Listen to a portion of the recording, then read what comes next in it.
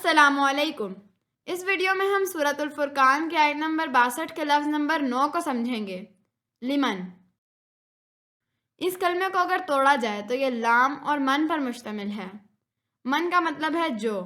من قرآن پاک میں بار بار استعمال ہونے والا لفظ ہے، اس لیے اس کا مطلب ذہن میں رکھنا آسان ہے۔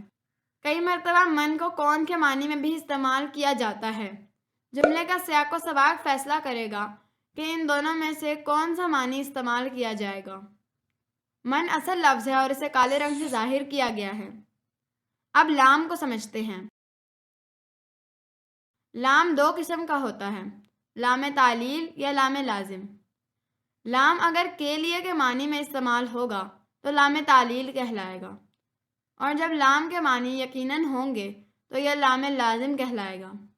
جملے کا سیاق و سباق خود سے لام کا صحیح معنی استعمال کرنے پر مجبور کرے گا، اس میں فکر مند ہونے کی ضرورت نہیں۔ لام چونکہ ایک علامت ہے اس لیے اسے سرخ رنگ سے ظاہر کیا گیا ہے، لہٰذا لمن کا مطلب بنا اس کے لیے جو۔